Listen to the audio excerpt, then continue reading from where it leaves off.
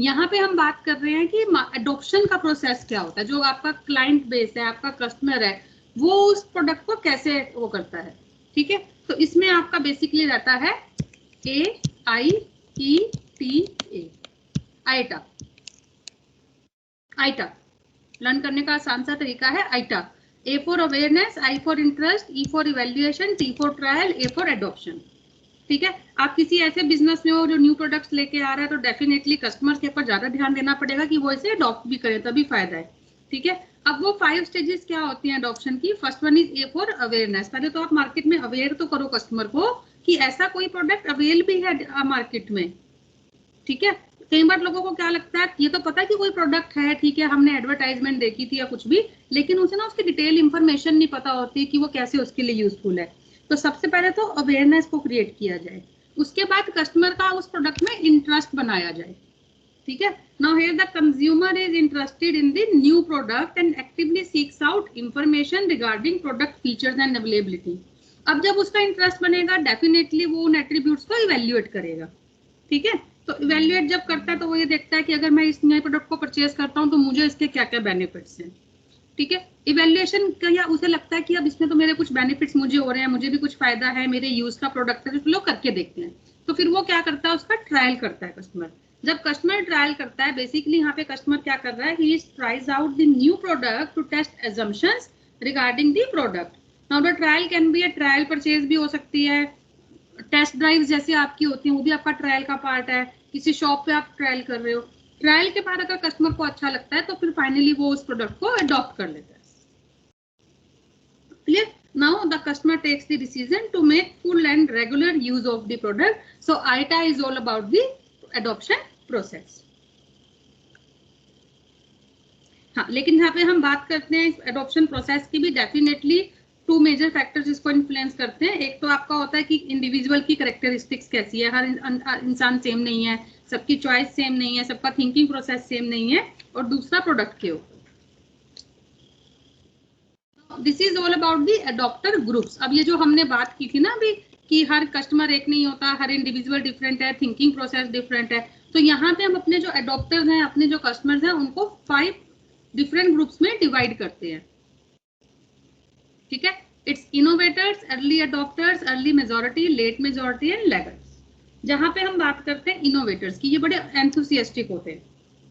ठीक है, उन्हें बड़ा मजा आता है कि हम किसी प्रोडक्ट को फर्स्ट टाइम हम यूज कर रहे हैं। ठीक है, and they can also be tapped for lead user service और बीटा टेस्टिंग के लिए इन्हें मेनली यूज किया जाता है। बीटा टेस्टिंग में हमने कस्टमर्स को इन्वॉल्व किया था, तो ये बड़े एक्साइटेड होते हैं कि हम फर्स्ट टाइम किसी चीज को हम यूज कर रहे हैं, हम बताएंगे। तो बीटा टेस्टिंग में इनोवेटर्स को जो है सिलेक्ट किया जाता है। उसके बाद आपके आते हैं अर्ली अडॉप्टर्स। अर्ली अडॉप्टर्स होते हैं जो बेसिकली ओपिनियन लीडर्स होते हैं। ठीक है, ओपिनियन लीडर्स हैं जो नए नए प्रोडक्ट्स के बारे में देखते रहते हैं। They are very much open to adopt new products that provide a good advantage to them. इसके बाद आती है अर्ली मेजॉरिटी। अर्ली मेजॉरिटी में ये वो कस्टमर्स होते हैं, वो अडॉप्टर्स होते हैं जो किसी भी न्यू प्रोडक्ट को तब अडॉप्ट करते हैं जब उनके बेनिफिट्स जो है प्रूव हो जाते हैं। ठीक है, और ऑलरेडी कई लोग जो है उसे अडॉप्ट कर चुके होते हैं। उसके बाद आती है आपकी late majority adopters. They adopt the product only when they see the majority preferences shifting and they are usually very much price sensitive. उसके बाद लास्ट में आते हैं laggards. अभी आपके skeptics हैं who finally take up the product when they realize the disadvantage of not changing with the time. Clear? So these are the 5 adopter groups. So here I mentioned innovators, early adopters, early majority, late majority, laggards. तो जब हम बात करें time of adoption of innovation की, तो ये आपका उसमें एक नॉर्मल प्रोबेबिलिटी का डिस्ट्रीब्यूशन कर्व बनता है। ओके, अब हम बात करते हैं प्रोडक्ट कैरेक्टरिस्टिक की। जो हम प्रोडक्ट्स को अडॉप्ट करते हैं, बेसिकली क्या मेन कैरेक्टरिस्टिक्स हैं जो प्रोडक्ट की एडॉप्शन को लेके एडॉप्टर्स को, कस्टमर्स को इन्फ्लुएंस करती हैं। ठीक है, तो उसमें हमारी ये 5 मेजर कैरेक्टरिस्टिक्स आती हैं। Relative advantage, this is the degree to which the new product is superior to the alternative products the customer is currently using. अभी at present customer जो product use कर रहा है उसके comparison में ये नया product कितना superior है, that is defined in relative advantage. Then आपकी बात आती है compatibility की। Compatibility is basically the degree to which the new product matches the values and lifestyle of the consumers. Then complexity, it is the extent to which the new product is easy or difficult to understand and use. जैसे कि कोई भी new fruit drink ले ली, ठीक है, उसे जो है बहुत, it is much simpler than a new high end cell phone, ठीक है। तो किसी भी अगर आप कोई ऐसी एक जूस आया, फ्रूट जूस आया है, पैक्ड जूस आया है, पैक्ड कोकोनट वाटर आया है, आप उसको यूज करके इजीली देख सकते हो, वो product is easy to use, easy to understand. लेकिन अगर कोई एक स्मार्टफोन है या कोई एक लैपटॉप आ गया with high configuration with new features, तो उसको आपको अंडरस्टैंड करने में टाइम लगता है। तो कॉम्प्लेक्सिटी यहाँ पे अनदर फैक्टर है। Then divisibility is the another product characteristics which is influencing the adopters in the market. Divisibility होती है the extent to which a new product is amenable to trial usage.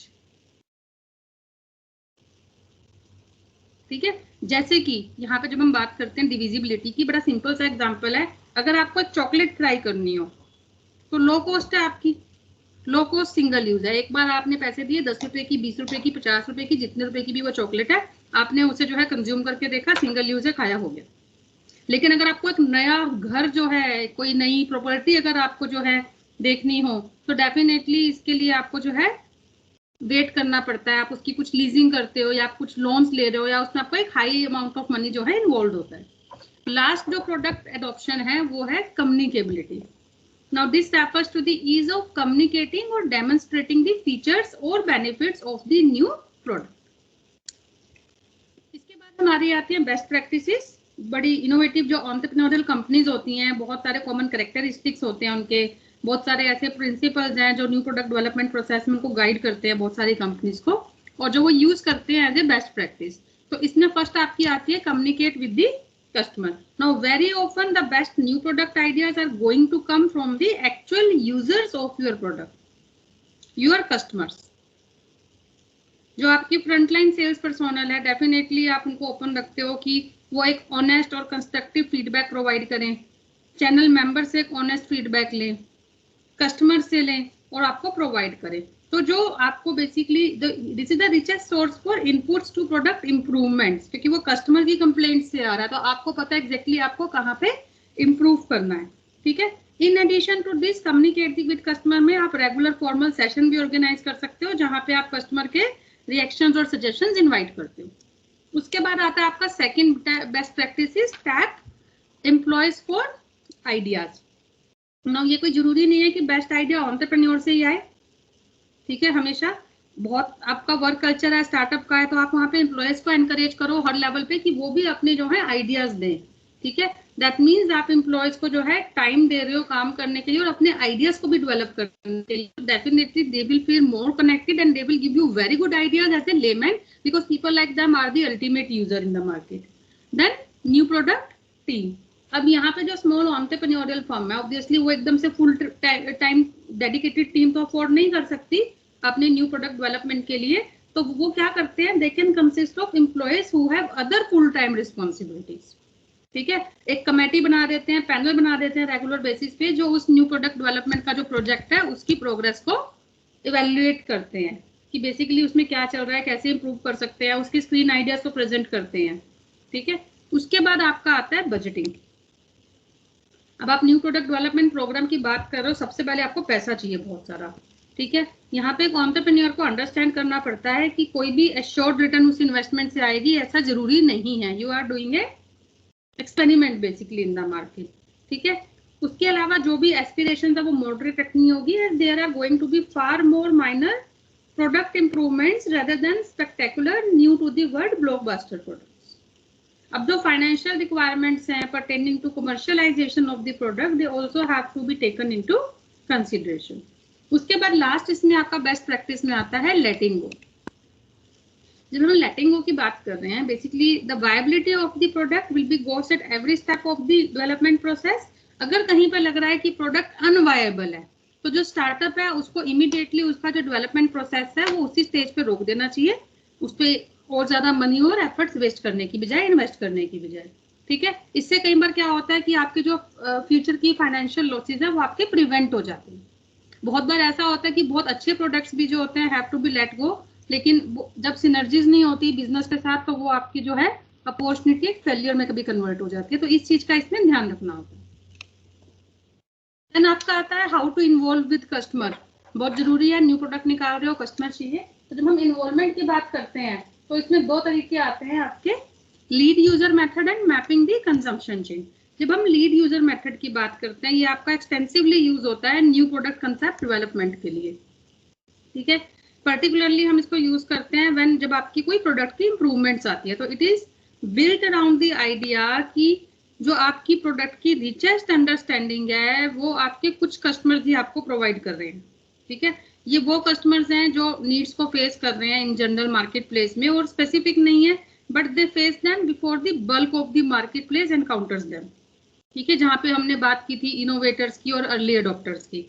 So they also expect to benefit significantly by obtaining a solution to those needs. तो जो first stage होती है ना process की, identify करना, select करना किसी भी इमेजिनेटिव लीड यूजर को, ठीक है। उसके बाद हम सिंगल और मल्टीपल इंटेंसिव वर्कशॉप्स करते हैं लीड यूजर्स के लिए, प्रोडक्ट डिजाइनर्स के लिए, फिर हम फाइनली टेस्ट कैरी आउट करते हैं देखने के लिए कि जो लीड यूजर है उनका जो कंसेप्ट है वो टिपिकल यूजर्स को अपील कर रहा है या नहीं कर रहा है, ठीक है।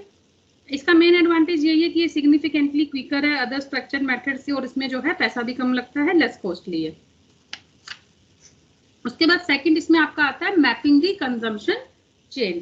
तो जब हम मैपिंग दी कंजम्पशन चेन की बात करते हैं तो इसमें कुछ इंपॉर्टेंट क्वेश्चंस हैं। यहाँ पे बेसिकली हम डिटेल एक इन्वेस्टिगेशन कर रहे हैं कि कस्टमर कैसे बाय कर रहा है, यूज कर रहा है, क्या रिजल्ट उसको लग रहे हैं, हम उस चीज को यहाँ पे जो है इन्वेस्टिगेट करते हैं। तो जब हम मैपिंग दी कंजम्पशन चेन की बात करते हैं तो इसमें कुछ क्वेश्चंस हैं which you need to answer. First of all is how do consumers make their final selections, ठीक है। उसके बाद फिर how do consumers order and purchase your product, how is your product delivered, what happens when your product is delivered, how is your product installed, how is your product paid for, how is your product stored, how is the product moved around, what do customers need help with when they use your product, what about complaints, returns, what is the process for that, how is your product repaired or serviced, what happens when your product is disposed of. So these are the different questions which you need to answer while mapping the consumption chain, and with the help of these questions, when you are going to find out the answers of these questions, you will be able to map the entire consumption chain and you will be more involved with the customers. These are the barriers to new product development. So when we are talking about the barrier, the first barrier is the shortage of funds. So हम already beginning से बात कर रहे हैं, startup firm में specifically बहुत major issue आता है फंड्स का, फाइनेंशियल इश्यूज ज्यादा होते हैं न्यू प्रोडक्ट डेवलप करते हुए। Then limited scope in some product categories, बहुत सी ऐसी प्रोडक्ट कैटेगरीज हैं जहाँ पे आपके बहुत लिमिटेड से स्कोप होते हैं। जैसे कि अगर आप कोई कंपनी है, टाटा सोल्ट है, टाटा सोल्ट क्या कर रही है, नमक मैन्युफैक्चर कर रही है, तो बहुत सारा वेज नहीं है उसमें नमक को इम्प्रूव करने के लिए, ठीक है। या फिर स्टील है, स्टील को इम्प्रूव करने के लिए बहुत ज्यादा तरीके नहीं है, कुछ लिमिटेड से ही तरीके हैं, ठीक है। उसके बाद फिर टाइम की प्रॉब्लम है। स्टार्टिंग में जब भी आप कोई सेटअप करते हो, सबसे ज्यादा आपको क्राइसिस मैनेजमेंट में टाइम स्पेयर करना पड़ता है, तो डेफिनेटली यहाँ पे आपको टाइमिंग इशू रहता है। आप बाकी की चीजों को सेटअप करने में इतने बिजी होते हो कि न्यू प्रोडक्ट डेवलपमेंट के लिए या रिसर्च के लिए टाइम नहीं मिलता है। Then restrictive laws and regulations, बहुत सारे सेक्टर्स हैं, जैसे कि फूड सेक्टर है आपका, ऑटोमोटिव सेक्टर है आपका, ठीक है। उसके अलावा आपके फार्मास्यूटिकल सेक्टर्स हैं, ठीक है। ये कुछ सेक्टर्स आपके ऐसे जहाँ पे बहुत सारे लॉज एंड रेगुलेशंस हैं, बहुत सारे रिस्ट्रिक्शंस हैं, गवर्नमेंट के कंट्रोल्स हैं। तो ऐसी इंडस्ट्रीज में आप बहुत सारे बार ऐसा होता है कि न्यू प्रोडक्ट में आने के लिए भी आपको जो है बहुत सारे ऑफिशियल्स की अप्रूवल लेनी होती है, अमेंडमेंट्स कर रहे हो, कुछ जो भी आप न्यू प्रोडक्ट निकाल रहे हो, तो यहाँ पे आपको जो है मेजर रेगुलेशंस फेस करने पड़ते हैं, अप्रूवल्स लेनी पड़ती हैं, which is sometimes a long process and hectic also. Then small market, अब यूजुअली जब भी कोई एंटरप्रेन्योर मार्केट में अपना स्टार्टअप सेट करता है तो वो ऑब्वियसली पहले जो है स्मॉल मार्केट से शुरू करके धीरे धीरे एक्सपेंड करता है। तो this is the another barrier to new product development. जब आपका मार्केट सेगमेंट ही बहुत छोटा सा है, बहुत छोटे से आप क्लस्टर में, फ्रेगमेंटेड कंज्यूमर क्लस्टर में जो है आप अभी काम कर रहे हो, तो ऐसे में न्यू प्रोडक्ट डेवलपमेंट आप करते हो तो उससे आपकी जो है कॉस्ट जो है वो पूरी तरह से रिकवर नहीं हो पाती। टेक्नोलॉजी चेंज हो गई, definitely it is again the barrier, या कंज्यूमर प्रेफरेंसेस चेंजेस होना, ठीक है। कस्टमर का टेस्ट चेंज हो गया, उसकी प्रेफरेंसेस चेंज हो गई, ये भी डेफिनेटली जो है एक बैरियर है न्यू प्रोडक्ट डेवलपमेंट के लिए। Common mistakes in new product development, सबसे ज्यादा मिस्टेक्स कॉमन क्या होती हैं? पहली चीज तो कोई मार्केट रिसर्च नहीं की, मन की और प्रोडक्ट बना दिया। This is a very very serious effort to gather useful information from the market. अभी हम यही बात कर रहे हैं, हम कस्टमर्स के साथ इन्वॉल्व हो रहे हैं कि उन्हें क्या चाहिए, टेस्ट मार्केटिंग कर रहे हैं, alpha testing, beta testing, gamma testing, सब कुछ कर रहे हैं। तो सबसे बड़ी कॉमन मिस्टेक होती है जब आप कोई भी रिसर्च नहीं कर रहे हो। उसके बाद फिर हैस्टी कमर्शियलाइजेशन। ठीक है, बहुत बार ऐसा होता है कि एंटरप्रेन्योर जो है टेंशन में रहते हैं कि जो कॉम्पिटिटर्स हैं कैसे उनसे ऊपर आए, सिमिलर प्रोडक्ट है, प्रोडक्ट को कैसे मार्केट में इंट्रोड्यूस करें। तो इस चक्कर में बहुत सारे बग्स रह जाते हैं। ठीक है, और प्रोडक्ट जो है उसकी परफॉर्मेंस बहुत ज्यादा सेटिस्फैक्टरी नहीं रहती, जिससे वर्ड ऑफ माउथ जो है वो खराब हो जाता है और नेगेटिव पब्लिसिटी होने लगती है। ठीक है, कई बार क्या होता है, फिर आप बग इंप्रूव भी कर देते हो ना, लेकिन आपकी जो स्टार्टिंग में एक आपकी नेगेटिविटी फैल चुकी है, नेगेटिव वर्ड ऑफ माउथ फैल चुका है, वो फिर इंप्रूव होने के बाद भी बहुत लेट हो जाता है उसको मार्केट को जो है कैप्चर करना। Then focus on product not its benefits. आप उसके हमने स्टार्टिंग में ही किया कि सबसे पहले हम ये देखेंगे कि कस्टमर क्या चाहता है। तो यहाँ पे जब क्या करते हैं, कुछ कंपनीज नीड पे ना फोकस करके खाली प्रोडक्ट पे फोकस करते हैं, so it is another mistake. Then lack of communication, customer को पता ही नहीं है कि ऐसा कोई प्रोडक्ट मार्केट में अवेलेबल है, कोई अवेयरनेस ही नहीं है, तो एडॉप्शन प्रोसेस आपने यूज ही नहीं किया। Then product availability. ठीक है, अब कई बार ऐसा होता है प्रोडक्ट की अवेयरनेस तो हो गई, लेकिन प्रोडक्ट की आपने डिस्ट्रीब्यूशन अच्छी नहीं की। कस्टमर जो है प्रोडक्ट लेना चाह रहा है, लेकिन उसे प्रोडक्ट मिल ही नहीं रहा है, अनअवेलेबल है मार्केट में। तो डेफिनेटली उसकी नीड है, तो वो क्या करेगा, किसी और ब्रांड पे, कंपिटिटिव ब्रांड पे शिफ्ट कर जाएगा, and definitely you will loss your customer base. Then pricing it high, बहुत ज्यादा जो है हाई कर देना, कॉस्टली कर देना। ठीक है, कस्टमर को लगे ये तो वर्थ ही नहीं है इसको खरीदना, it is not value for money. या फिर बहुत ज्यादा लो प्राइसिंग कर देना कि कस्टमर को ये लगे कि शायद प्रोडक्ट की क्वालिटी अच्छी नहीं है, या प्रोडक्ट ले भी रहा है कस्टमर तो आपके पास प्रॉफिट मार्जिन ही नहीं बच रहे हैं। So these are the common mistakes in new product development. So this is all about the new product development. If you have any doubts, you can ask. Thank you.